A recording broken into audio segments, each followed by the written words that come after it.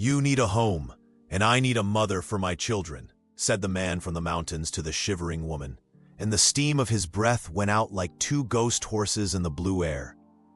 She pulled the threadbare wool shawl tighter, felt the damp cloth stuck to her neck, and silently measured the distances.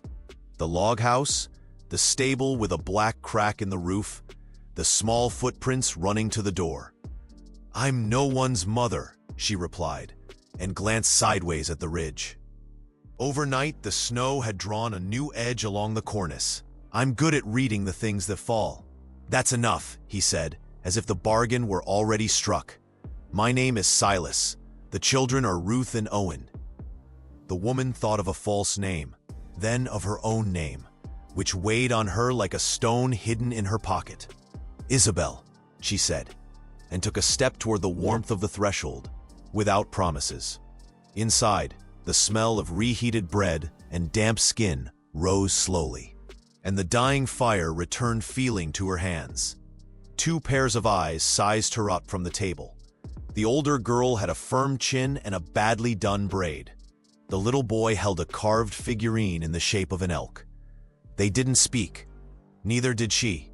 "Your coat is frozen," Silas said. "You can stay until the cold lets you go." "Until then," Isabel said.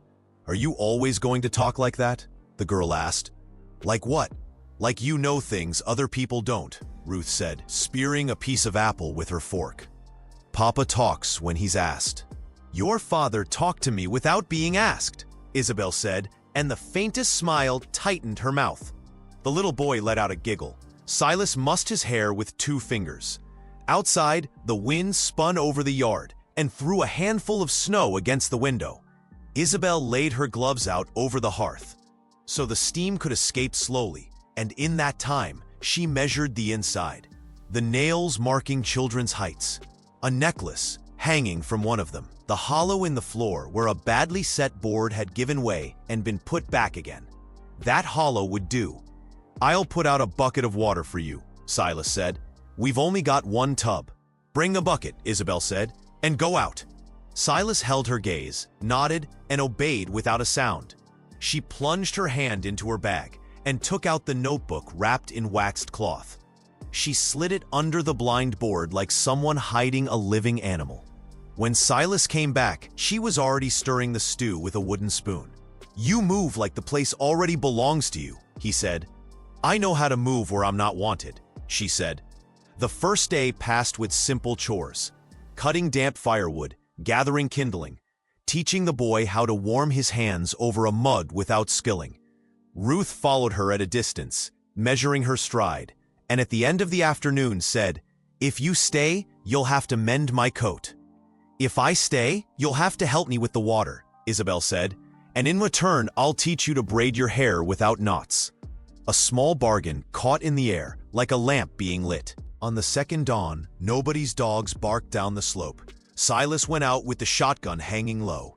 A rider stopped 20 paces away, fur cap on his head, his mustache like 2 pale cuts on either side of his mouth. "I'm looking for a woman," he said. "Dark-haired, a mole at her temple. She's coming from the Gallatin Pass." "There's only family here," Silas answered. "Family or deal," the rider spat to the side. "If you see her, you tell Bell. He knows how to pay." Isabel recognized the surname like a heavy coin. Horace Bell ran the sawmill, ran the saloon, and, from what she had read, ran the sheriff. She opened the door barely an inch and stayed behind the shadow. The rider cocked his head and sniffed. "You smell like bread," he said. "Winter will treat you well." "As well as anyone," Silas said. "Better if no one brings trouble to the door." "Trouble always shows up on its own," the man said, and dug in his heels. Before leaving, he added, pointing with his chin toward the white cornice, "That sky won't hold. Mind your roof. Snow doesn't send warnings." When he closed the door, Silas spoke in a measured voice, as if the children were fragile and the air had edges. "Did he find you by name?" he asked. "By price," Isabel answered. "Bell wants a book that doesn't belong to him." "What book?" "One that talks better than some men," she said. "I brought it with me." "You have it here?" "Here," Isabel said, touching her chest, though she was thinking of the board. "You might have brought lead down on this house," Silas said. I might have brought something else, she said. A way to get Belle off our backs. Silas looked at her with his brow knotted. I don't need heroes or martyrs, he said. I need my children to see summer. Then listen, Isabel said. The sawmill robs the settlers with the mother-in-law of the law. It swells their debts with false weights and double books. I have proof. Ruth blinked. You keep accounts? Yes, Isabel said. And I know how to read the mountain. If the cornice falls, it will take the bridge and part of the town with it. People say that every winter, Silas murmured. Not everyone looks at the edge, she said. Market day took them to Risco Claro, a street of frozen mud. 2 stores, a tavern, the church of creaking boards and the sawmill chimney breathing slow smoke. In the store, Isabel handed over eggs and received salt and a curved needle. She heard the rumor before she saw the man himself. Belle had bought the river flume and now charged for letting logs float down. Water can't be bought, said Old Crow, sitting by the door with a fox on his knees. But here they call everything a purchase. They call a bribe a purchase, Isabel said. The old man looked at her without surprise. You aren't from here. No, she said, and even so the ice spoke to me. What did it say? That it will break where the river listens to the sawmill, Isabel said. Before the first clear moon. Old Crow scratched his cheek with a thick fingernail. If you know that, take the children up high. In the saloon, Belle laughed as if it cost him nothing. Tall, broad, his blonde beard brushed outward, his knuckles marked with old scars. The sheriff drank at his side like an obedient shadow. Isabel felt the letters in the notebook burning, even though she'd left it under the board. Silas touched her elbow. Don't stare too long, he said. That man thinks looks are coins. And they are, Isabel said, without looking away. Belle noticed. Silas, he said with an owner's gesture. What have you brought home this time?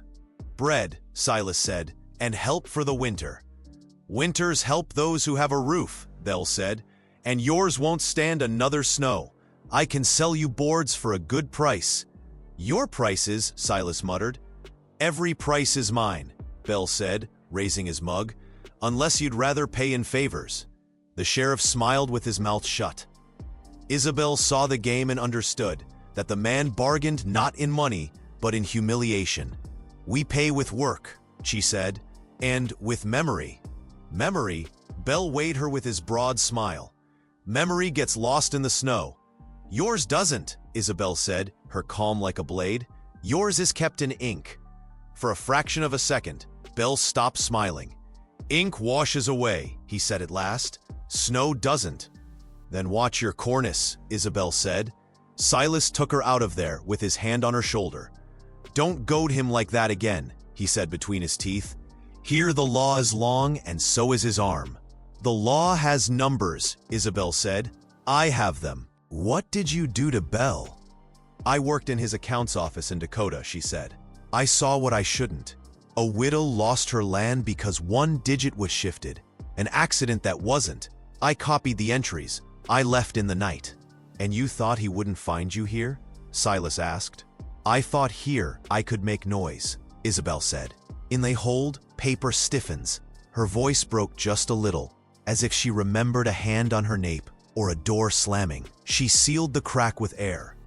If I stay, she added, I'll teach your daughter to read properly, your son to count. In exchange, when the cornice falls, we go down to town and we don't leave anyone on the bridge. Silas hesitated a second and nodded. If you're lying, the mountain will collect, he said. The mountain collected from others first. 3 nights later, the sky stretched tight like wet leather. The wind shifted and the cornice made a sound like an animal breathing. Isabel got up without lighting any lamps.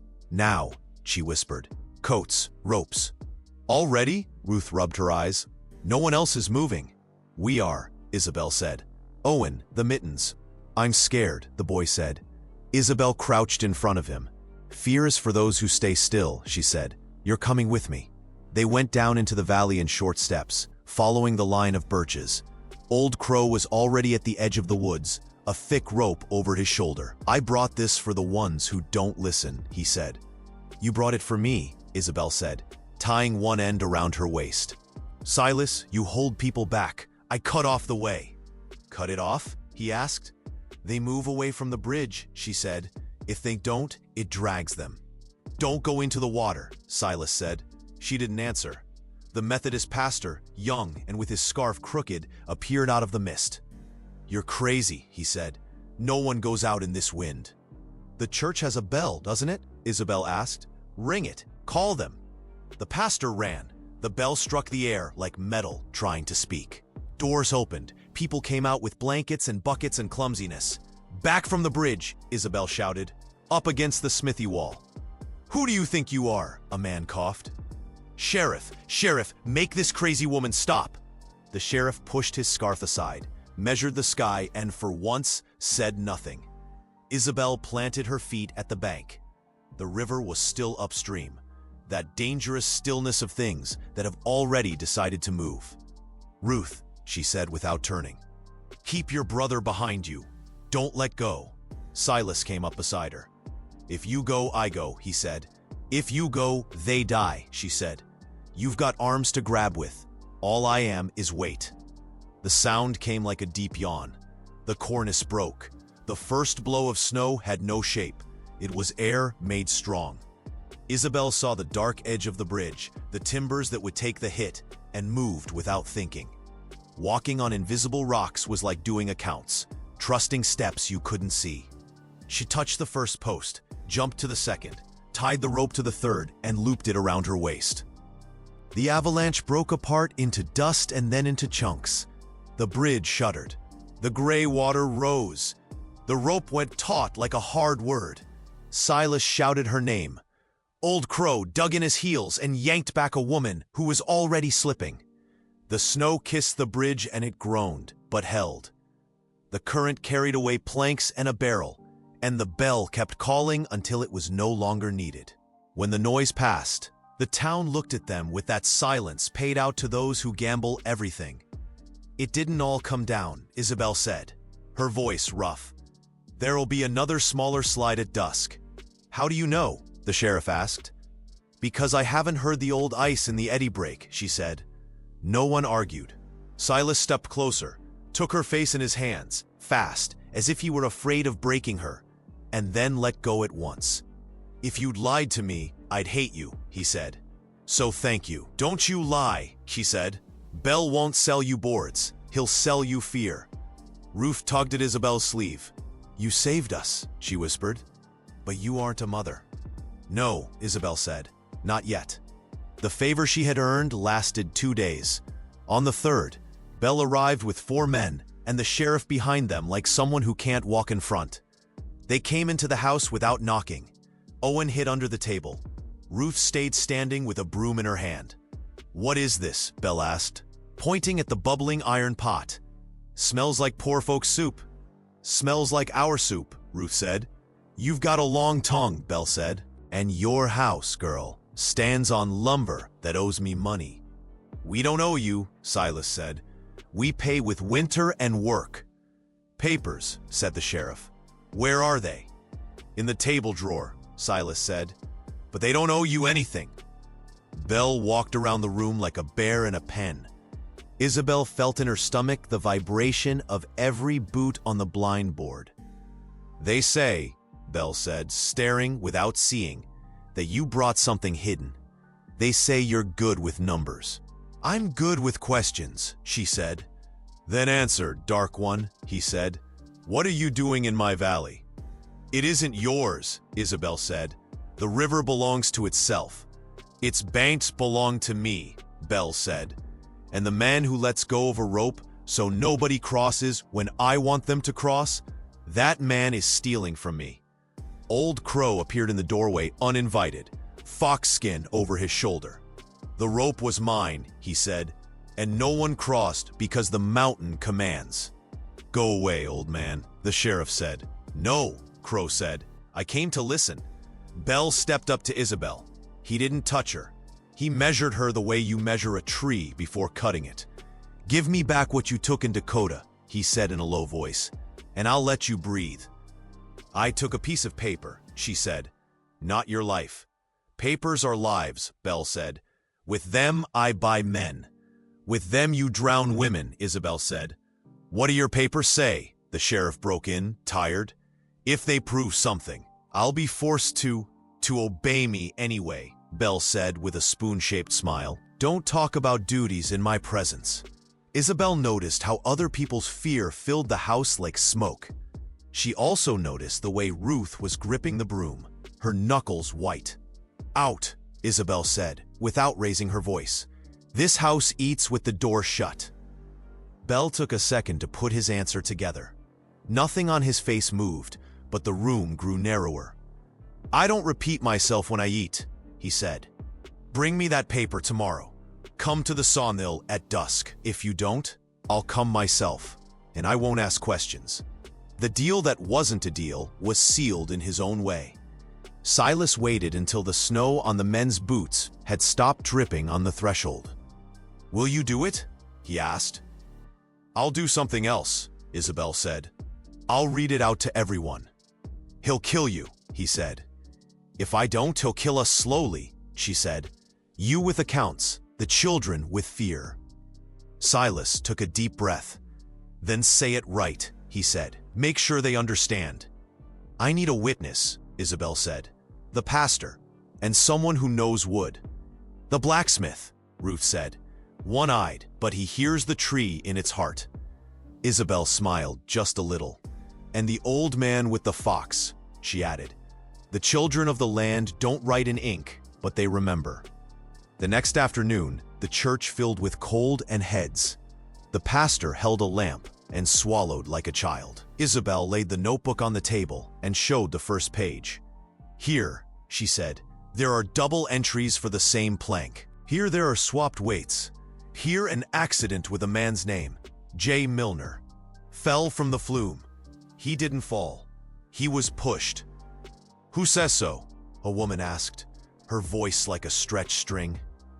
The foreman's hand, Isabel said, and the sheriff of Dakota's signature. I put a mark where no one will see it if they're not looking. It's this line. If it isn't here when Belle shows it, you'll know he altered it. What do you want? The blacksmith asked. Because saying it isn't enough. I want the town not to sell out from fear, Isabel said. I want that when it's the sheriff's turn to act as law, he can do it with us standing beside him, not each one hiding at home. Belle did not come to the church. He sent 2 men who stood at the door and counted how many came. On the way out, one of them said, Belle calls you at dusk. He wants the paper. Tell him, Isabel said, but the paper is already in other people's eyes. Then he'll come for you, the man said, touching the brim of his hat with a mocking sort of politeness. Silas walked home with her in silence. When they came in, the children pretended to be asleep, but Isabel knew they'd heard everything. If you don't come back, Ruth said, without opening her eyes, I'll know where to look for you. I'll come back, Isabel said. I'll bring the whole night with me if I have to. The sawmill looked like a tethered beast. The wheel, black against the snow, turned slowly, with a breath of its own. Belle was waiting for them on the platform, alone, his hands in the pockets of a coat that cost more than Silas's house. So the paper talks, he said when Isabel was in front of him. Make it shut up. I didn't come to hand it over, she said. I came to give you what you're missing. What's that? Other people's word, Isabel said. You think you own everything because you speak without being answered. This time, you'll be answered. By who? He asked. Behind Isabel, the pastor and the blacksmith moved in under the shadow of the wheel. The sheriff, summoned by no one, showed up with a winter face and stayed at a distance. Silas did not show himself. She had asked him not to. Fine, Belle said. You think you're brave. Give me the book. No, she said. I'm offering you something else. I call the numbers by their names and put them in front of everyone. Fear is one thing, contempt is another. Accept my version or understand this. Tomorrow you won't have men. Belle took her by the elbow. He squeezed in a spot where no mark would remain. You're not in Dakota, he said.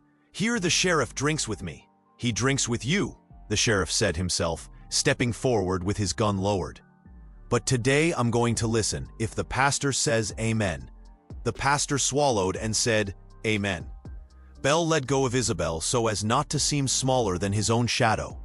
Talk, he said. Isabel opened the notebook and held it up so the lamp could wash over it.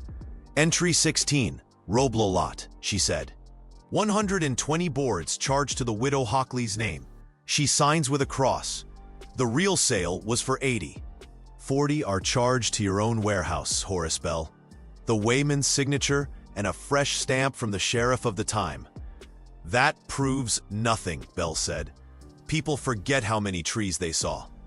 Entry 23, flume repair after the fall of J. Milner, Isabel went on. 2 days' wages and a bottle of medicine. No undertaker, no coffin. Milner didn't fall on working hours. He was a drunk, Bell said. He drowned at night. Old Crow cleared his throat. Nobody drowns in that bend unless somebody puts them in the water, he said. The ice says so. Bell lost the rhythm of his own breathing for an instant. Isabel lowered the notebook. I brought marks, she said. If you take this, you can copy it. But the line isn't in ink. It's in the slice of the page. No copyist will see it. And what good does that do me? Bell asked. For nothing, she said. But when you show your clean copy, the town will know you're lying. Bell stepped half a pace back. It was invisible. Only those who wanted to see it saw it. What do you want in return? He asked, his voice now flat.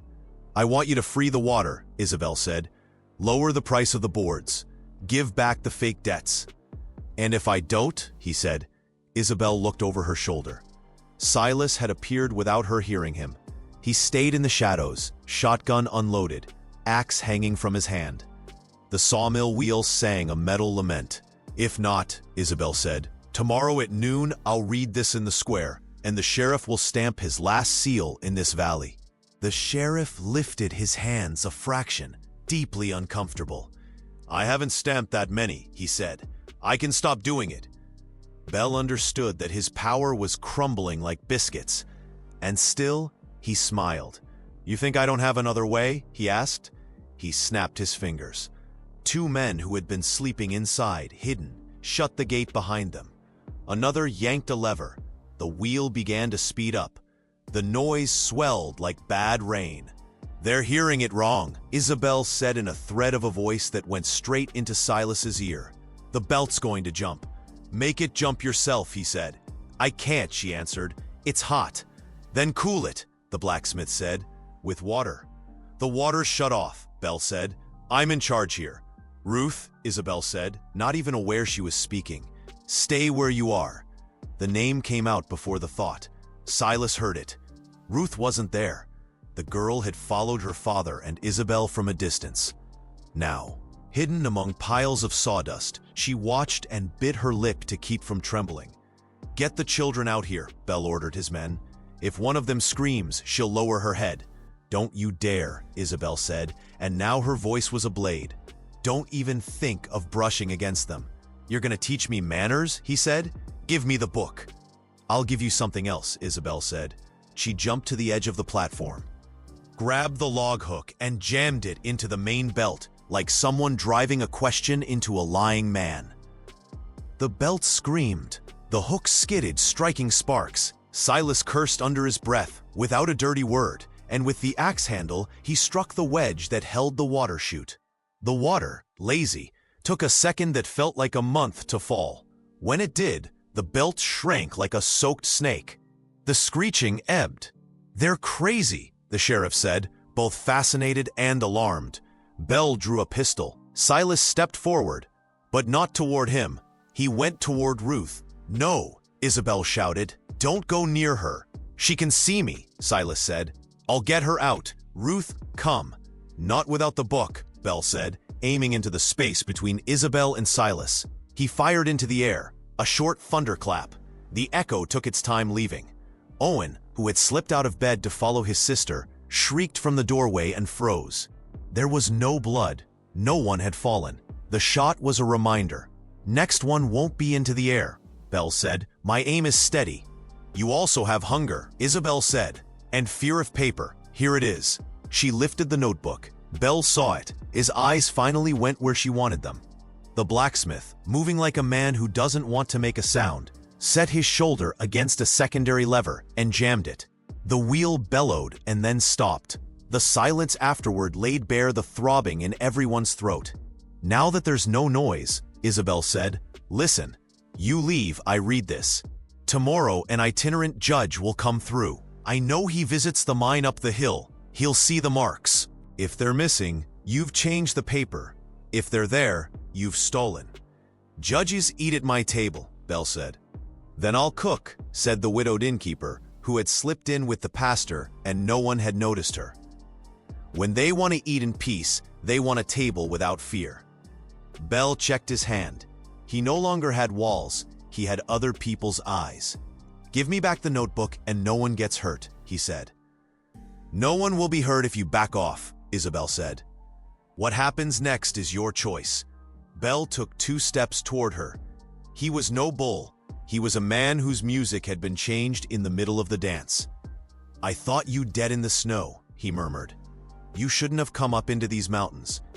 "Then don't lead us down into the wrong valley," Isabel said, and with the slightest movement, she let the notebook change hands, from her palm to Ruth's, who slipped close and caught it like someone catching a little bird. Belle saw the move too late. He ran after the girl and the girl ran towards Silas. The sheriff raised his gun and then lowered it again because he saw the boy in the back, eyes like buttons. "Enough!" he shouted. The floor, slick with the water they'd loosed, held treachery. Belle slipped an inch, caught his balance with a swallowed curse, and lost it on the next step. He fell to his knees. The impact knocked the breath out of him for an instant. Silas's hands had already wrapped around Ruth and Settle behind him. Isabel crouched and met Belle's eyes head on. "I don't need your permission," she said. "I gave you a choice. Choose." Belle got to his feet slowly. His men looked away. The blacksmith stepped into view, with the pry bar raised. The pastor swallowed and said, almost at random, "The law will say." "The law will say what I tell it to," Belle said, no longer loud, but low, and he set off toward the door. As he passed the sheriff, he whispered something no one heard. That night, Silas shut the shutters and allowed himself one nervous laugh, only one, strangled. "I thought you were going to get us all killed," he said. "Instead, you only killed a little of my fear." "We aren't safe," Isabel said. "No man like Belle accepts losing. He'll come back without smiles." "Do you regret it?" he asked. "No," she said, and looked at the sleeping children in the corner. "I'm counting. There are 2 moves left." Belle didn't wait for daylight. He came back before dawn with the sheriff and 2 others, without lamps. The new snow erased tracks, but the cold carried their voices like lights. "Don't make a sound," Silas whispered. "No," Isabel said, and lowered her eyes to the blind board. When Belle came in, his face was in shadow. "It's over," he said. "The book, now. It's been seen," Isabel said. "There's no use changing it." "Give it to me," he said. "Take something else," she said. "A signature. Give back the water. Sign it in front of me, and tomorrow I'll go." "You'll go?" Silas repeated, hurt. "If he signs, yes," Isabel said. Belle hesitated a fraction, and that little crack let morning in. "You don't sign anything," the sheriff said, weary. "Since when do you obey?" "Since the numbers started shouting," Belle said. "Bring me paper." The signature was made on the table in frozen ink. Belle's hands trembled, just enough that the O in Horace came out like a warped water wheel. "Now go," Isabel said, "and don't come back." "I'll be back," he said, "to look for you in another life." He opened the door, snow blew in, and then Old Crow, who had slept 2 steps away, stepped in front with the fox skin like a banner. "You're missing your part," he said. "What you took." Belle held his gaze as if it were a rope. "I don't give back," he said. Crow didn't flinch. "Then give the river something," he said. Belle went out with a dry laugh that never reached his throat. He went to the sawmill first, checked it like an animal sniffing its den, and only then took the path to the river. Maybe out of habit, maybe out of pride, maybe because that's where his world had first started to crack. Isabel followed at a distance. Silas tried to stop her, but she was quicker. "Don't go," he said. "I have to see how the account ends," she said. The river, boxed in between gravel and old ice, looked docile. Bell leaned out over the bend where the flume cast its shadow. "This water is mine," he murmured, as if speaking were enough to twist an old law. "No," Isabel said, 2 steps away, unarmed. "No one owns the water." Bell turned. "You didn't learn," he said. "I thought the cold would teach you." "I learned," she said. "I learned I can't leave while you're breathing here, not out of revenge, because if I go, you'll go back to buying men." "You gonna kill me?" he asked, almost amused. "No," Isabel said. "I'm here to tell you you're already alone." "Alone?" He laughed, a sound that didn't catch. "I have men." "You have fear," she said. "You eat it at night. Numbers wake you up." Bell took 1 step, then another. The ice under his boot didn't creak. It broke like a thin plate. He dropped to his waist with a moan that wasn't pain but surprise. He groped with his hands for a rock or a ledge. He found cold water that doesn't bargain. Isabel, who had brought a long branch, slid it toward him. "Grab on," she said, her breath coming out like smoke. "I'm not going to watch you sink." Bell looked at the branch and then at his own hand. Arrogance or terror made him hesitate. "Why?" he asked. "Because if you go like this, they'll say I pushed you," Isabel said, "and I don't want that legacy." Bell grabbed the branch. He weighed more than his body claimed. Isabel pulled, her muscles burning like rope against wood. Silas arrived running, planted his feet on the bank, and pushed the branch upward. Between them, they got him out up to his belly. Bell gasped. "Now go," Isabel said. "Sign again if you want to live. Give it back." Bell crawled to a safer edge, rolled and lay on his back, staring at the low cloud. He shivered, not from mortality, but from humiliation. "I won't leave," he said at last. "I'll look for you, even if they throw me out." "I'll be the one looking for you," Isabel said, "and I'll find you even in your laughter." "What do you think you are?" he asked. "A woman with a memory," she said. Bell got up with effort. He staggered to a rock, stopped and looked at her as if she were a mirror. "You weren't made for these mountains," he said, with contempt and surprise mingled. "No one will want you here." "The children already want me," Isabel said, "and the river neither loves nor hates me. It carries me, if I let it." "I don't." Bell smiled, a gesture that was more mask than smile. He took a step back out of sheer pride, so as not to look like he was fleeing. Stepped on the soft edge of the new ice, and then the river decided. The ice gave way. Bell fell again. Silas threw the branch. Isabel seized it with both hands. Bell saw it, touched it, let it go. It was a choice. There were no screams, only the sound of a man disappearing where no one rules.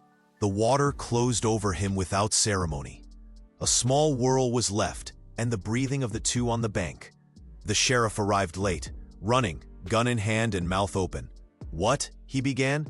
"He's gone," Isabel said. "The ice took him." The sheriff lowered his gun. He looked at the brief hole in the river.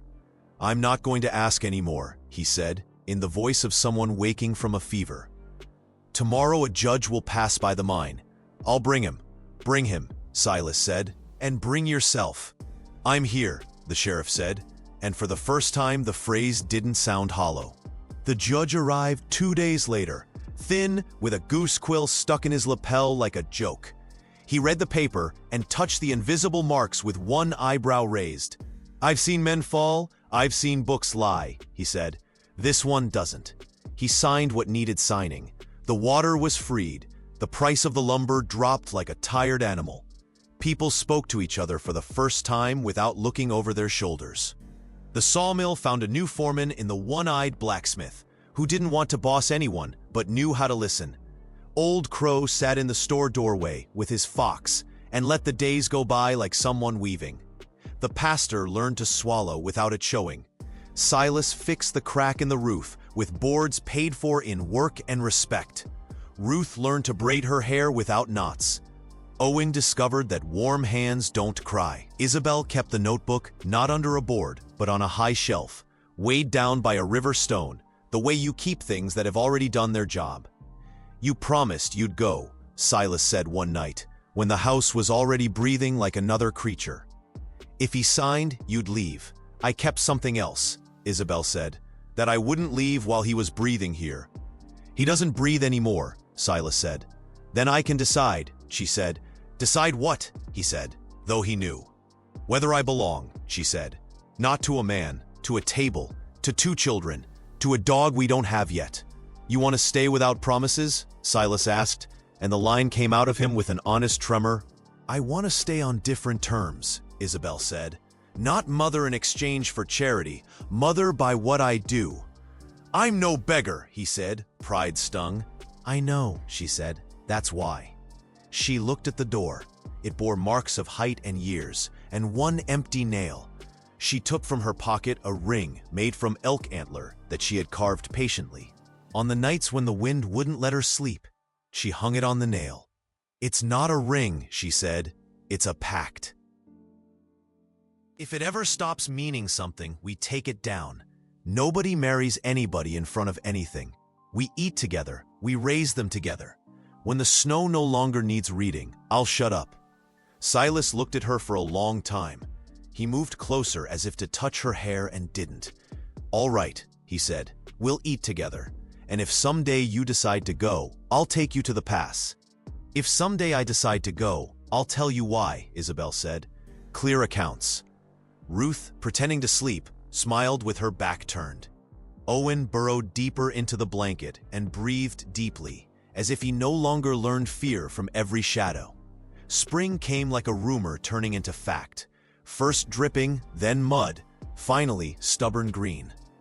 The river spoke in its own voice, and the sawmill stopped being a chained beast and became a tool. In the town, a long table became a Sunday habit in front of the church. Everyone brought something, and words were no longer charged. The sheriff made himself small and useful. He counted, signed what was right, and kept quiet about the rest. The judge passed through once more and asked about the winter. We're keeping count, Isabel said with a half smile. At night sometimes, fear sat at the foot of her bed like an old dog. She let it be. You didn't come here as my mother, Ruth said once from the dark. You made yourself one. You made me one, Isabel said, because you saw me. I saw you because you shouted in silence, Ruth said. It's strange. Isabel laughed, a short sound that wasn't trying to move anything. That's how numbers shout, she said. Old Crow brought her a flat stone to carve something on. Those who stay must leave marks, he said. Isabel carved 3 names, and to one side, smaller, her own. She didn't change her last name. She didn't take another. The stone was set by the boundary, between 2 birches. Every time a new wind brought voices from the past, Isabel listened, and if she heard nothing, she turned around and went into the kitchen to sew a sleeve or teach Owen to add by 5s. When the next winter came, the cornice spoke less. The roof held. The river demanded nothing. The pact on the nail stayed hanging there, without weight but with presence. Some nights Silas would ask, "Do we take it down? Do you want to?" "No," he'd say. And then they'd close the door, blow out the lamp, and silence would come in like a gentle animal. No one gave speeches. No one spoke big words. The town survived, which is its way of saying victory. And every time a stranger crossed the valley and asked about the sawmill and whether anything remained of the man who used to rule it, someone would answer, "There's water. There's work. There's a woman who reads the mountain and the books, and 2 children who call her by her name when they need her, and by another when they must." Because in the end, in those mountains, accounts are settled by looking at the table, not the ledger. And winter, which neither fills nor forgives, learns to pass when you beat it with patience. Sometimes Isabel felt the old stone in the pocket of her name. Then she'd go out onto the porch, look at the cornice, calculate, smile just a little and go back inside. She never stopped listening. She never ran again. She never again hid papers under a board. There was no need. And the chimney smoke, in its sheer humbleness, was the only sign that in that house, people ate, kept account, and kept watch. No more, no less.